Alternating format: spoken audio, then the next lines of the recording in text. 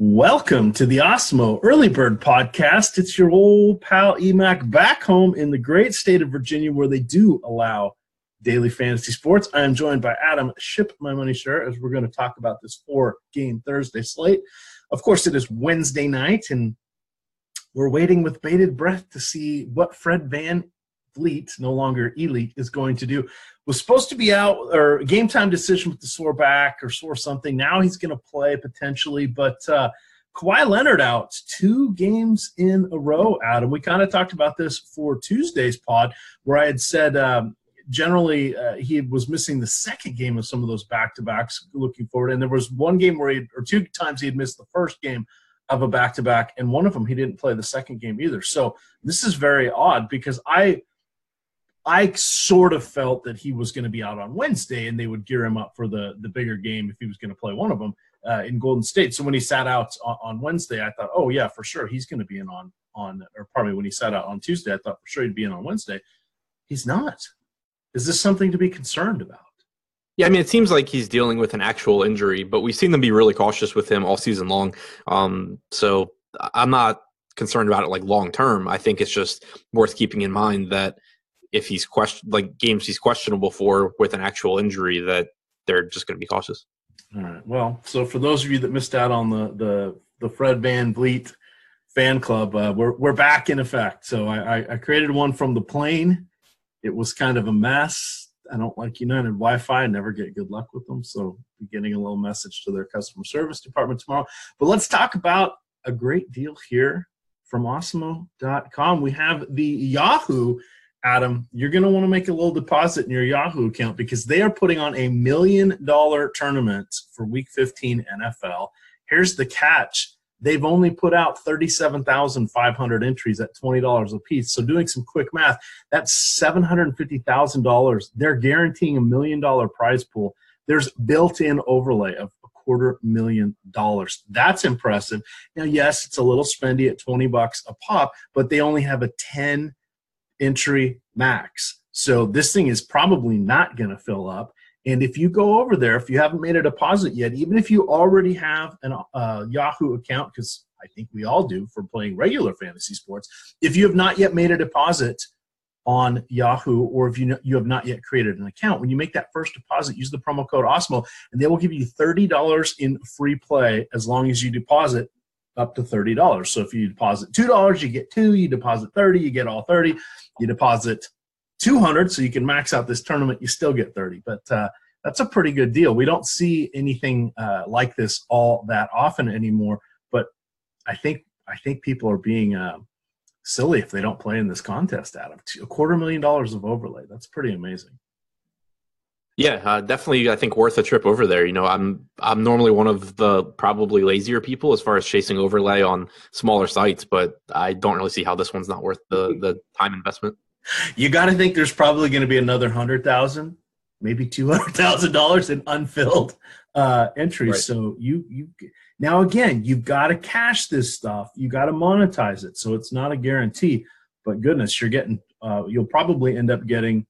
What almost? I bet you approach almost 1-for-1 on your entries of the overlay. So anyway, we'll see how that shapes up. But again, use promo code OSMO when you're making your first deposit. Put in at least $30, and they'll give you $30 of Yahoo cash. That is free play cash on their site. All right, Adam, let's hit some quick injuries here. We've got the Lakers, couple maintenance items. We have Rondo, who's going to go see a hand specialist. He had his hand, or his where he had surgery, drained for some swelling. They're expecting he will probably be back for the Christmas game. Ingram is he's going to be out on Thursday, but there's a chance he's going to be back Saturday from his ankle injury. For the Rockets, we know that Marquise Chris is already ruled out with his ankle injury. James Ennis is going to be out for up to a couple weeks with a hamstring injury. He just injured that in their last game. Brandon Knight, probable to appear for the first time since February 15th, 2017. So that's fortuitous timing somewhat there. We know that for the Clippers, Lou Williams is going to be out with his own hamstring injury. For the Spurs, we have Davis Bertans, who's missed the last 2 games for personal reasons, should be back because he's not listed on the injury report. Olay, we're going to go south of the border for this one. We've got the Chicago Bulls and the Orlando Magic playing in Mexico City. We have Chris Dunn and Bobby Portis both probable. They played on Monday as the first game back. Both were recovering from their respective MCL issues. To make room for them, Antonio Blakeney is down in the G League, so don't get caught on that one if you're doing some mass multi-entry. And with the Magic, Jonathan Simmons hurt himself in practice on Wednesday, tweaked his ankle, so they are not sure what's going to happen overnight. I wonder if your ankle swells more at altitude. I don't know how that works. But Evan Fournier missed the last game, personal reasons. He should be with the team. And Vucevic is going to be probable. He has been dealing with an ankle issue himself. Finishing up our last two teams, we have the Mavericks. Dirk Nowitzki potentially could be back on Sunday in Dallas. I don't think they'd play him on the road for the Suns, since he's missed all of this season thus far with this offseason surgery.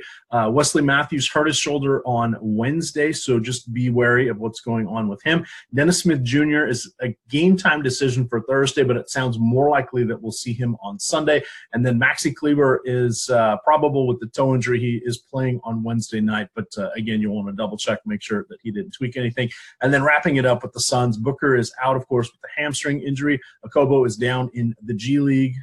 Warren only played 12 minutes on Tuesday, but that was because he was booted for 2 technicals, so he should be fine and dandy. And then Trevor Ariza, the man who gets played a billion minutes, all of a sudden got a coach's DNP kind of out of nowhere there, Adam, on Tuesday, and he is in potential trade talks. They're trying to look for a 3-way deal, or he's either going to end up with Houston or the Lakers, it sounds like. They're trying to work some sort of 3-way deal, but those are the two teams that have the most interest in him. Anything else that I missed while I was off the grid for a little while here? No, I think that about sums it up.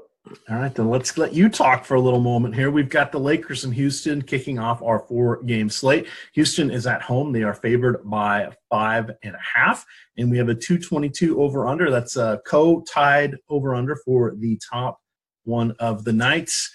Break it down. Let's start with the Lakers and LeBron. And do you think LeBron's making noise about he needs Carmelo with him? Does he not watch what Carmelo does anymore?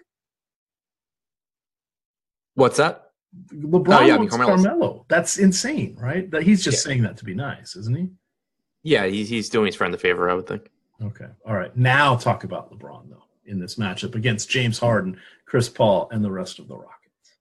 Yeah, I mean, with assuming Ingram's still out, you have Rondo out, you should still get, a very productive LeBron James, the ball in his hands a bit more usage, 35% usage rate, about 35% assist percentage without those two on the floor this year. Really bad Houston defense. It is a pace down game for the Lakers. That's really the only negative thing I think you can really say about LeBron. All right. Anybody else interest you in this particular matchup? Even with a couple guys out, they still seem to spread things around pretty fairly. Their front court kind of divides the minutes. The wings, they are still plentiful. The backcourt still got a lot of guys. We do have KCP as a potential trade candidate as well. Anything else here, even though it's only a 4-game slate? It doesn't feel like there's a lot of love there for the Lakers in this situation.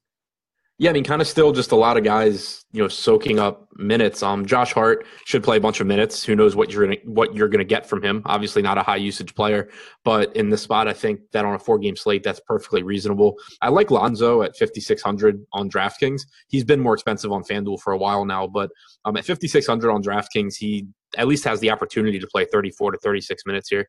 So behind LeBron, I think Lonzo is my second favorite play. All right, looking over here at the Rockets, James Harden is going to check in as one of the excellent plays. Do you think LeBron is going to be guarding him, or will it be a combination of Kuzma and KCP? Yeah, I assume it'll be a mix of guys. Like, they're not going to want LeBron wasting that much effort on the defensive end, I wouldn't think. Yeah. Okay. So that means Harden probably not going to get shut down. It's more where I was worried about from that standpoint. Yeah, I mean, even if LeBron guards him, I don't think he gets shut down. But a huge pace-up spot for Houston, so that's really appealing. We've seen, Harden have high usage rates even with Chris Paul active. The price tag's, really appealing at $10,900. I think if I have to choose one between Harden and LeBron, which, on a 4-game slate where there's probably going to be a lack of value, it might be tough to get both. I think I would lean toward Harden over LeBron. All right. moving on down, we did see Eric Gordon back in the starting lineup.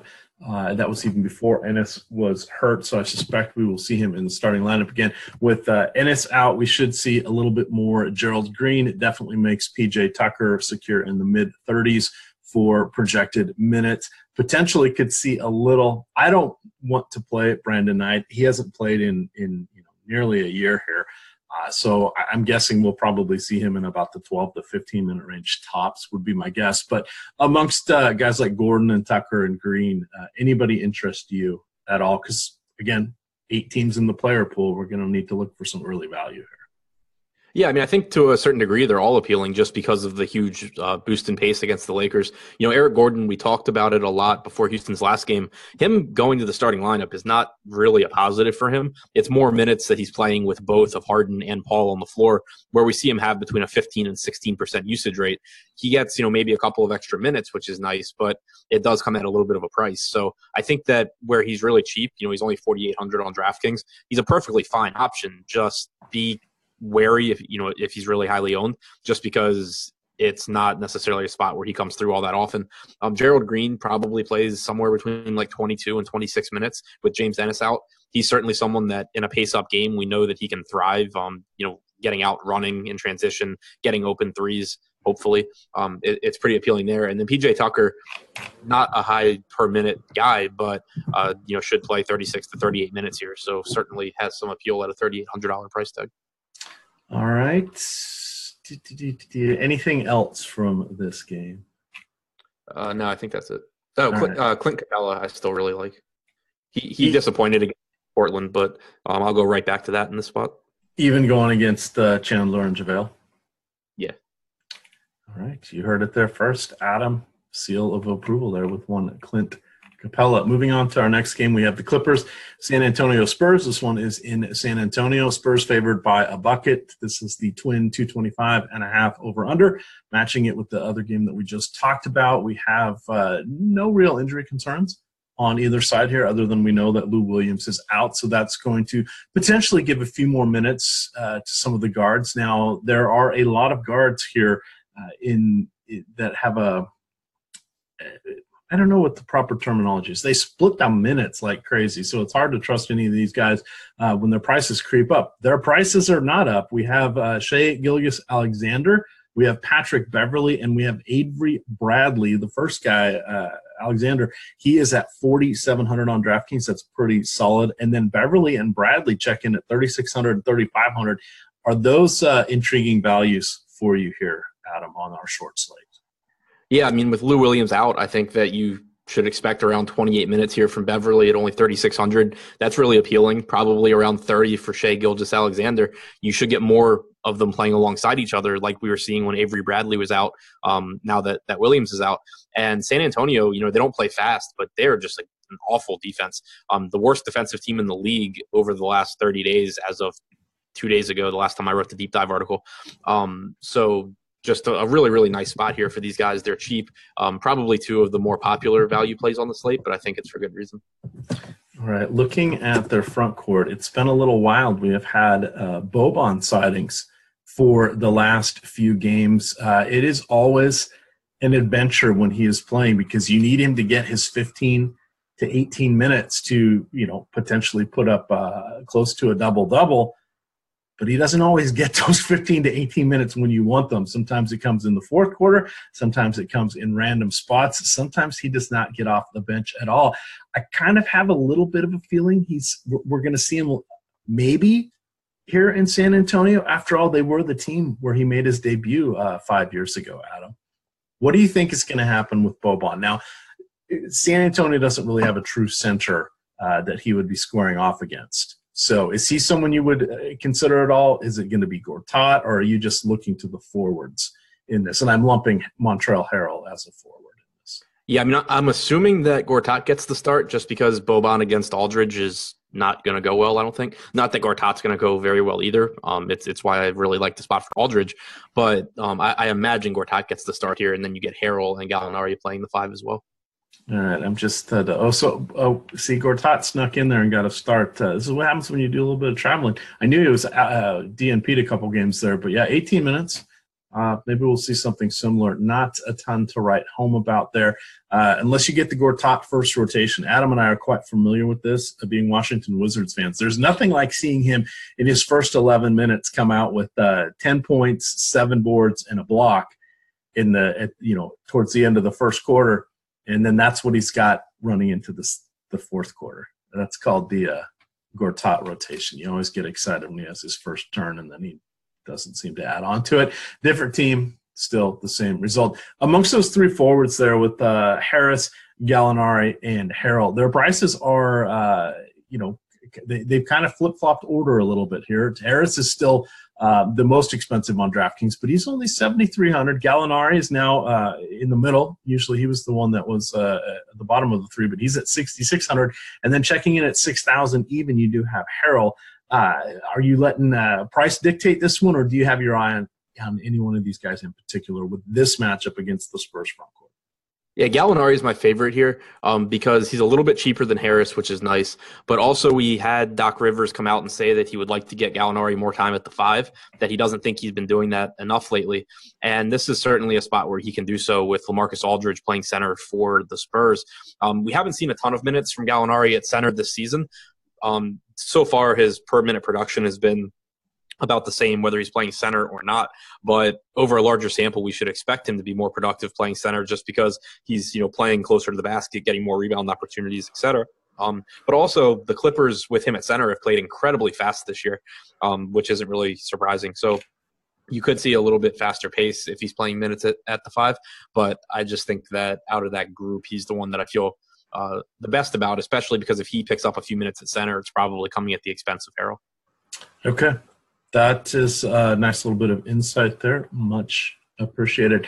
Moving along here to the Spurs, we saw DeRozan just whomp them. He did play 40 minutes the last time these two teams met, but he did have 56 fantasy points on 14 of 30 shooting, so that is pretty darn good.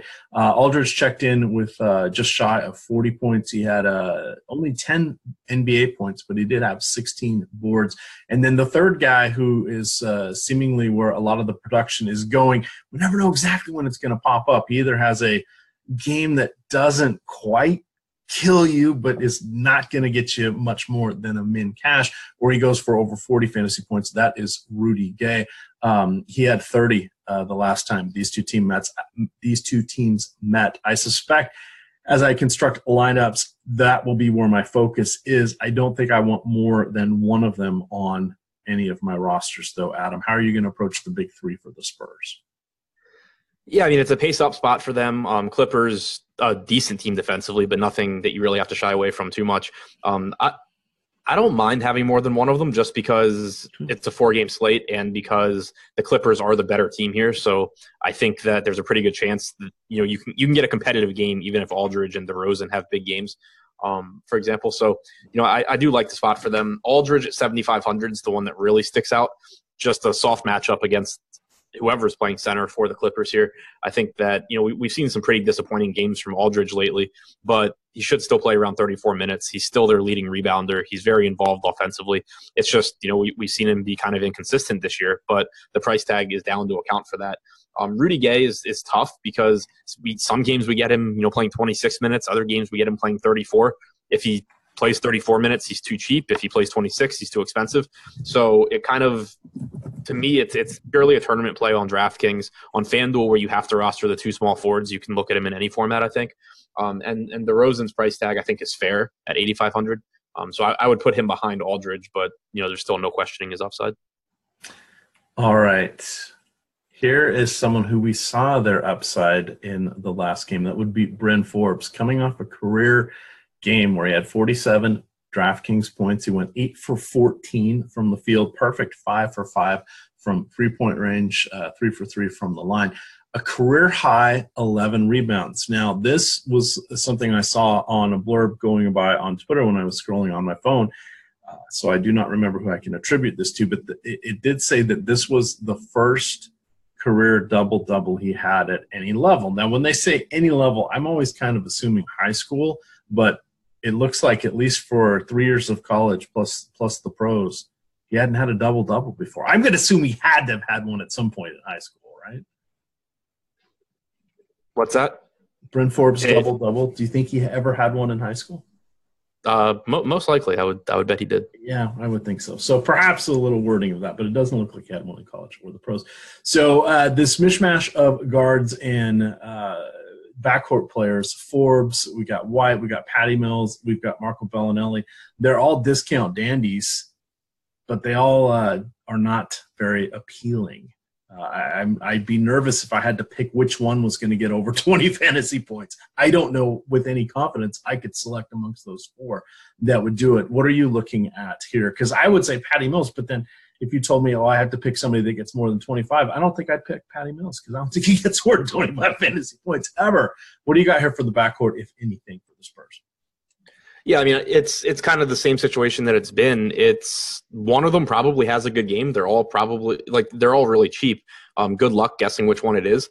I would guess Forbes is the most likely. Bellinelli probably plays the least minutes out of him, Forbes and Mills. So if I have to take one, I'd go to Forbes, then Mills, then Bellinelli. All right. Are we good on this one? Are we ready to vamoose on to the next one? That was my Tex-Mex border Spanglish. Did you know, as I mentioned, this game between the Bulls and Orlando, technically Orlando is the host, is going to be played in Mexico City. If you boys like Mexico, little shout out to Super Troopers there, Orlando is hosting another game against the Jazz on Saturday in Mexico City. So it's kind of a back-to-back here, more speaking, with the day off in between for the Magic, but I hadn't realized that we're going to do a little bit of a series here, so that's kind of cool. We did mention a couple guys are dinged up in this one. We've got Dunn and Portis should both play again. Again, they're coming off knee injuries. And then Blakely, as I mentioned, is down in the G League. Don't forget that Jonathan Simmons tweaked an ankle in practice. I think he's going to be a game-time decision, but Fournier should be back with the team after missing Monday with personal reasons. What are you thinking about here with regards to the Bulls? They had a near mutiny over the weekend because they were not happy that their new coach benched the starting unit for the final 21 minutes of Saturday's game. They started a little group text saying, you know what, maybe we just don't show up at all on Sunday. And then they thought, well, maybe we'll walk into the gym and then walk out as one, and then they ended up having practice. How do you make a mess of a team within 5 days, especially when you've been with them for a while? He thinks he's Greg Popovich and that he has like the clout that Greg Popovich does. It's kind of, I don't know if it's funny or embarrassing or what, but like reading all of the quotes and how many times he name drops like things that Pop does or did when Boylan, I guess, was an assistant in San Antonio. It's just like a train wreck. I'm really interested to see how the rest of the season goes because he kind of will seem like he's backing down from being, a hard ass, like running these guys into the ground, and then he'll follow it up with, that's how it needs to be. And it's just like, it's never going to work. Like that's not a thing that's going to happen for you. So it's going to be really entertaining to watch. But for now, I think Zach LaVine is still too cheap. Still should play, plenty of minutes. Maybe loses a couple with Chris Dunn being back, but still probably in the 36-minute range here. 7,400 is really nice. Wendell Carter Jr. at 5,200 is another really nice price tag. He still has power forward eligibility on DraftKings as well, so that makes him even more appealing. Still, I think should get 30 to 32 minutes. I don't think Portis being back has an impact there. And then Lauri Markkanen, I think probably the most correctly priced out of those three, but still, probably around 32 minutes for Lauri Markkanen, and we know the upside that he has. So I like all three of those guys, but I would probably rank it LaVine, Carter, and then Markkanen. All right, and then the rest of the guys, it's just kind of a mess. Now you got Jabari Parker sort of buried now, plus he's coming off the bench. Justin Holiday probably not going to be able to gun or take a bunch of shots with impunity. So he's not very exciting. Even with Blakeney gone, Chris Dunn's back, so that doesn't really bode well for Archie. And Shaq Harrison and Campaign's already out of the picture, along with Hutchison. He's kind of out of the picture as well. So I think it's just those three guys.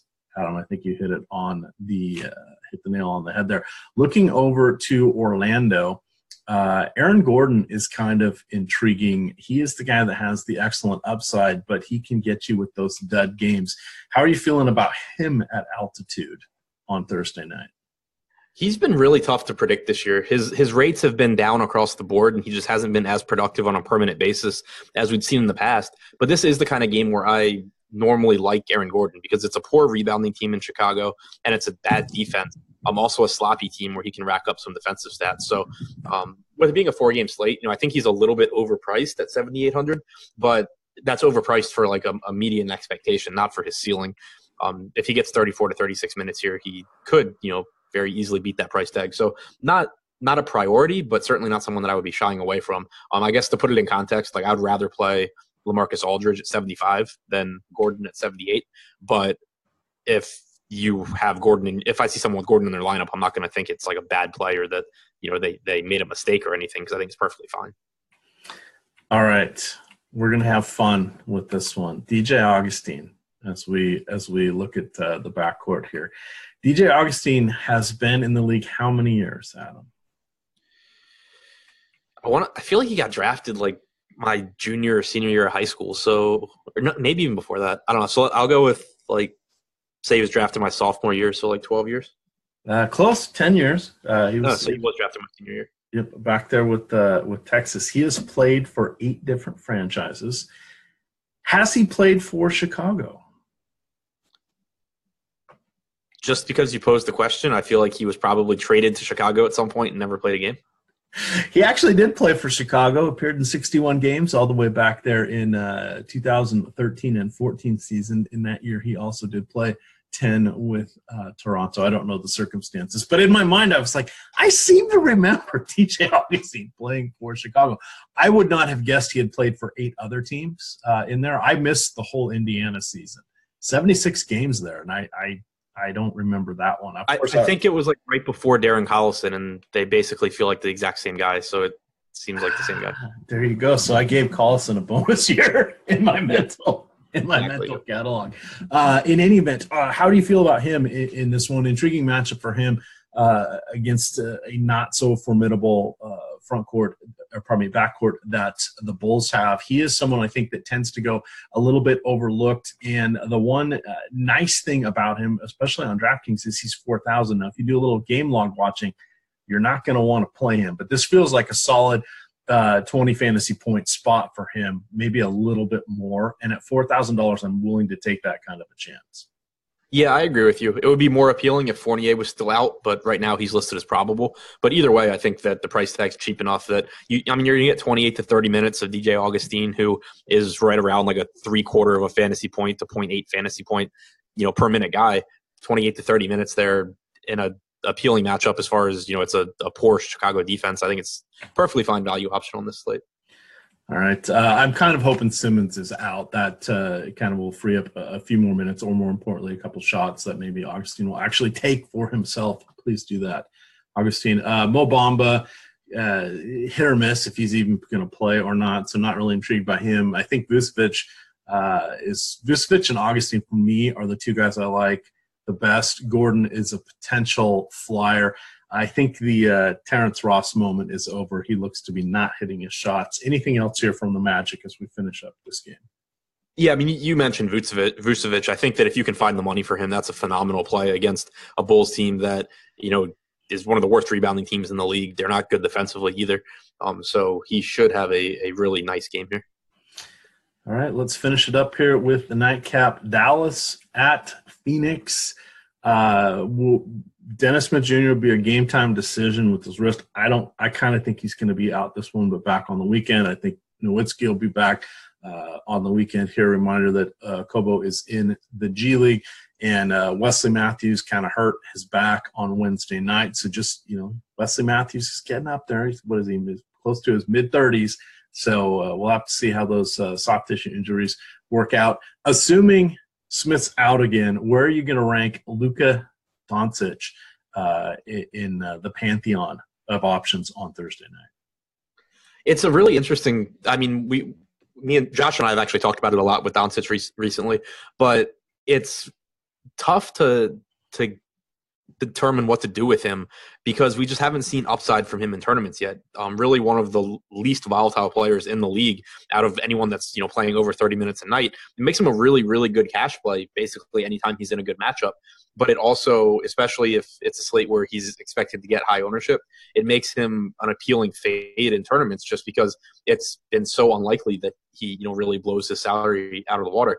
So I think he's someone I'll certainly want to pay attention to ownership on. It's a really good matchup for him. I don't think he disappoints.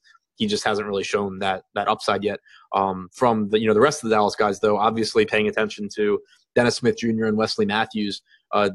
That game's still going on tonight, so haven't seen what their rotation is looking like. But I had talked about it before the Dallas game against Atlanta.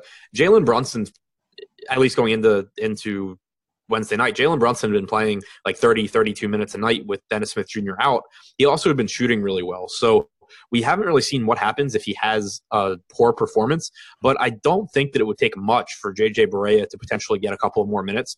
And as long as Barea is going to be basically completely unowned because he's been playing like 18 minutes as the backup to Brunson, I think he becomes a very appealing tournament option because he's so cheap on DraftKings. He's only $4,400. You have Jalen Brunson, at I think like right around the $4,000 mark.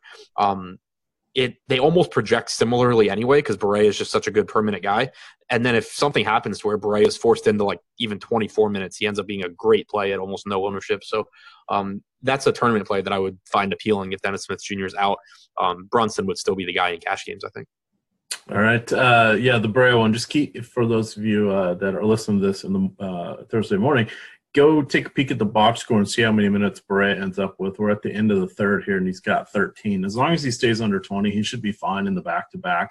If he gets a bunch randomly in the fourth quarter here as the game is still underway and it's only a 3-point lead for the Mavericks, then his back-to-back may not be quite as good because they will be going against Phoenix and ideally favored. But just fun to find those little nuggets there for the game within the game as we try to find some differentiation and some nice spots on these shorter slates. I was looking at Doncic here. He has, in his last 10 games, he has 2 below 30. He has 2 above 40 with literally like 40.7 and 41.7. And then the other 6 are between 32 and 38 points. That is some pretty amazing consistency. And to your point, he has had, 5 games of 40 fantasy points or more. One of those he got 50, but that's it. I mean, I guess it feels like he's always in the mid-30s, so you don't feel overly disappointed, but he never quite gets there. And I think I was giving him a lot of credit for that 11-point swing that he single-handedly did against the Rockets a couple days ago. Did you ever watch the highlights of that one, Adam, where he had a couple step-back threes, a layup, and he had one other score in that? Yeah, it was really impressive. And and don't get me wrong, like I've been really impressed with him this season. And I think he's a really good player. I think he's a good fantasy player in certain game types and in certain spots. It's just that when you have, normally we think of volatility as being something that's a negative, but when you're playing tournaments and you're trying to, you have to get outlier games to win a tournament from multiple players. If you have a player that really just doesn't like his outlier games are just not that high of a raw score compared to other guys, then you should actually be embracing volatility, especially when that player's relatively highly owned. You can fade them, and the chances of you getting buried because you don't have them are pretty low. For those of you that have not been paying attention, he is 19 years, 9.5 months old. He will turn 20 on the last day of February. As anyone who follows DFS Twitter knows, if you're 19 years old in the NBA, it makes you better than Anthony Davis. Oh, I haven't been following DFS Twitter, but I'll do that. I was doing more brunch than anything else, so I guess I should probably watch some games, do more than look at box scores. But anyway, a little bit off the rails there. Back to the task at hand. How are you feeling about DeAnthony Melton now that he sort of has free reign there? And to correct myself, I got Mikal Bridges' draft slot. He was picked 10th, and Ayton was picked first. And for some reason, I transposed it to Ayton being picked in the 10th spot on our last podcast. So mea culpa. I got that one wrong. I messaged Adam shortly thereafter and said, "Oh shoot, yeah. It was Bridges. I got confused." And Adam, you replied with the amazing analysis. That's okay. He still sucks. Brilliant there. But what do you got here for us with DeAndre Jordan? Feels like a spot where he can get some rebounds, maybe impose his veteran will. He has not had the gigantic games that we sort of expected from or came to expect from him in his Clippers tenure, but every now and then he randomly reaches back and throws up a 40-burger. Now of his big games, he has in his last 5 games, he's gone over 40 fantasy points 3 times, including 20 rebounds and 23 rebounds in games there. But the 2 other games within that 5-game stretch, a 24-minute 10 fantasy point game. Wow, that's horrible. And then a 27-minute 26 fantasy game performance. He's someone I like. I still think he's good for close to a point per minute here, Adam. And this is against a youngster where he should teach him a few veteran rebounding tricks, stepping on their feet, clutching the jersey, etc. How are you feeling about him in this matchup? I like him a lot. He's right now he's playing against Atlanta, and he's disappointing me a little bit. I had said that I sort of expected like a 20-20 game out of him on Wednesday against Atlanta. At the end of the third, he was at like 11-10. But this is another one here against Phoenix where I think he should do really well. I was reading an article by one of the Phoenix beat writers before their game against the Clippers, and it mentioned the stat from Cleaning the Glass about how DeAndre Ayton's been one of the worst bigs in the league at boxing out, averaging like 5.5 box outs per game. And I don't have the list in front of me, so I can't put that into context, but it assured me that it was not a lot. And it showed, footage of him against Boban in a previous game where he kind of was, just playing like he got away with in college where, he's not fully boxing out. He's kind of just, pushing a guy and expecting him not to get back to the basket. That's not going to work against DeAndre Jordan. Like, if you don't box this guy out, he's going to get rebound after rebound after rebound and put up a monster night. So I think the price tag's still really appealing for him as well. I will like DeAndre Jordan again. All right. Anybody else here for the Mavericks? I think we kind of hit on the key players where we want to focus on. Yeah, I think that's about it. Like Harrison Barnes at small forward on FanDuel is always appealing just because he's so steady and it's such a shitty position. But outside of that. 5,900 on DraftKings, I guess. I will say I did have that one glorious Harrison Barnes game earlier this year when everybody was out and he dropped 40 fantasy points. It was against one of the LA teams, I believe. But, that was, I think, one of like 2 times I actively targeted him this year. I've learned my lesson, or at least I've biased myself enough that I do not want to look towards him. Back over here on the Suns as we finish this up. Melton is kind of going to be somewhat intriguing. Should get as many minutes as he can roll with. That is pretty nice at 4,900 on DraftKings. Ayton, of course, tougher matchup, 7,200. I don't think I really want to go there. Josh Jackson, he's hit or miss. He's sort of the preeminent GPP play. And then TJ Warren, again, was hurt a bunch, and then he only played 12 minutes. Oh, I guess that was 2 games ago. That it was 12 minutes. He is on Monday, and then he did play the next game 24 minutes. So maybe he'll be trending up closer to the 30 plateau that we're expecting from him, or what he had been doing prior to his injury. But it's good to see that the minutes are trending up. He would be somebody I would definitely want to consider at 5,900 here. What do you like here from the mess that is the Phoenix Suns? Yeah, I think that Warren's interesting. The minutes should be going up. The price tag's coming down. It's not a great matchup, assuming he has to deal with a bunch of Harrison Barnes. But we know that the usage will be there. He's not afraid to chuck up shots. So I think he's interesting. Josh Jackson is kind of whatever. Like, if I get him, I get him. But it's not someone that I'm forcing in. DeAnthony Melton's still cheap. He's just going to play a ton of minutes right now. We'll obviously have to keep an eye and see if they recall Elie Okobo from the G League. But in the game against San Antonio, we saw Melton play a bunch of minutes alongside Jawan Evans, but really was clearly the lead point guard there. I think projecting him for 32 to 34 minutes in this spot is probably a good idea, and the price tag is just a little bit too cheap. So I'll still be interested in him. DeAndre Ayton, I love the talent, but where he's more expensive than DeAndre Jordan, I'll go with Jordan. Yeah, it's kind of hard to do that. Then the only other guy I wanted to just check in here and keep tabs on is Rashawn Holmes, who has been playing reasonable minutes. He's been approaching 20 minutes in most of the last few games, and he has been above a fantasy point per minute during this stretch. Looks like it's probably about 1.2. Not thrilled to be looking at him, but again, we have 8 teams in our player pool, and he is below $4,000 on DraftKings, so someone that you can consider with power forward and center eligibility. Final thoughts here, Adam? 4-game slate. If you're playing tournaments, don't be afraid to take chances. Obviously, I talked about it a bit with JJ Barea and Jalen Brunson, but just looking for spots like that where there's a player who doesn't project well from a median standpoint means that they will be low owned. And if it's someone like Barea that is really good on a point per minute basis, and it just takes one thing breaking in his favor, whether it's Brunson playing poorly, getting in foul trouble, anything like that, to open up a bunch of minutes, capitalizing on spots like that on these smaller slates is, a really, I think, profitable way to go.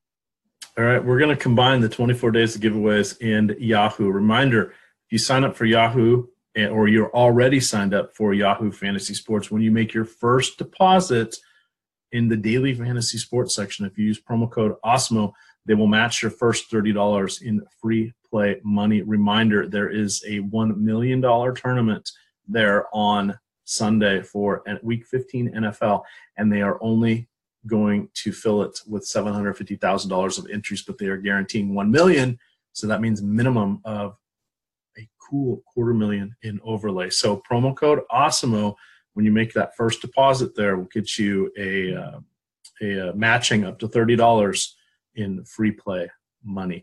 Now, here's how you get the 24 days of giveaways.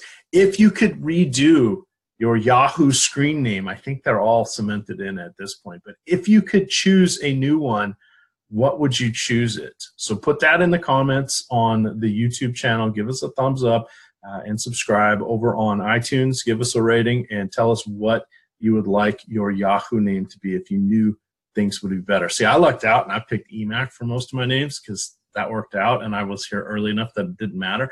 But over on Yahoo, I had some made up name. They let you change it one time over there, but I used EMAC again, so that's not very exciting. Adam, I think I would follow taking a page out of your book where you are Ship My Money and I'm a Boss, which is hilarious. I think I would use one of my favorite alter egos. That would be Big Papa the Showstopper. Because you said you want to, you need a name where people think, oh, I can beat this jerk. Look at that username. There's no way they can be good. I think Big Papa the Showstopper is perfect. Well, yeah, it's perfect. You just want a name that when you pass someone in a tournament at the end of the night, you just really want it to piss them off and get under their skin. And I think that would get it done. And then I could just sing to myself, and they call me Big Papa. There we go. All right, with that, we are getting on out. For a reminder, you can catch the DFS strategy show around 9:15 in the morning. I believe on Thursday it will be one Dave Lochran, Lofty D, and Josh Engelman. And then Adam will be writing the deep dive. So it's a 4-game slate. It's an 8 o'clock start. You will enjoy that. So you can check out the NFL free article for the single game slate on the front of Osmo.com by yours truly. With that, gamers, good luck.